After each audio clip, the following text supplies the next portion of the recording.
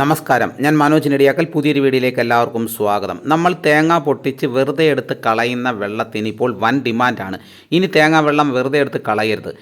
താരൻ മാറി തലമുടി തഴച്ച് വളരാൻ ഇതിലും മികച്ച മാർഗമില്ല. മുടിയുടെ ആരോഗ്യത്തിനായി പലതരത്തിലുള്ള മാർഗങ്ങൾ പരീക്ഷിച്ച് വിജയ പരാജയങ്ങൾ നേരിട്ടവരാകും പലരും. പലതരത്തിലുള്ള ഉൽപ്പന്നങ്ങളാണ് മുടിയുടെ സൗന്ദര്യ സംരക്ഷണത്തിനായി ഉപയോഗിക്കുന്നത്. എന്നാൽ അധികം പണച്ചെലവില്ലാതെ വളരെ എളുപ്പത്തിൽ തലമുടിയുടെ വളർച്ചയെ വേഗത്തിലാക്കുന്ന ഒരു ഘടകത്തെക്കുറിച്ച് പലർക്കും അറിയില്ല.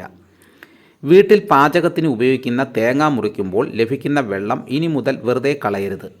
ഹെയർ പാക്ക് മുതൽ ഷാമ്പു വരെയുള്ള ഉൽപ്പന്നങ്ങളോടൊപ്പം തേങ്ങാവെള്ളം ഉപയോഗിക്കുന്നത് നല്ലതാണെന്നുള്ള കാര്യം പലർക്കും അറിയില്ല. തേങ്ങാവെള്ളത്തിൽ അടങ്ങിയിരിക്കുന്ന പോഷകങ്ങൾ ശരീരത്തിൻ്റെ ആരോഗ്യത്തിന് മാത്രമല്ല, മുടിയുടെ ആരോഗ്യത്തിനും ഗുണം ചെയ്യുന്നു. തേങ്ങാവെള്ളത്തിൽ അടങ്ങിയിരിക്കുന്ന lauric acid anti bacterial fatty ആസിഡാണ്. ഇത് തലയോട്ടി വരണ്ടു പോകുന്നത് തടയുന്നു. ഇലക്ട്രോലൈറ്റ്, അമിനോ ആസിഡുകൾ, വിറ്റാമിനുകൾ, ധാതുക്കൾ എന്നിവയും ഇതിലുണ്ട്. മുടിയുടെ കരുത്ത് കൂട്ടുന്ന പൊട്ടാസ്യം, സോഡിയം, മഗ്നീഷ്യം എന്നിവയും തേങ്ങ അല്ലെങ്കിൽ കരിക്കിൻ വെള്ളത്തിലുണ്ട്. എങ്ങനെ ഇത് ഉപയോഗിക്കാം?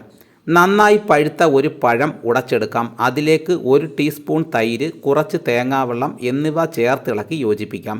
ഈ മിശ്രിതം തലയോട്ടിയിലും മുടിയിലും പുരട്ടുക. 20 മിനിറ്റിന് ശേഷം കഴുകിക്കളയുക. 1/4 കപ്പ് തേങ്ങാവെള്ളത്തിൽ ഷാമ്പു മിക്സ് ചെയ്ത് ഉപയോഗിക്കുന്നത് നല്ലതാണ്.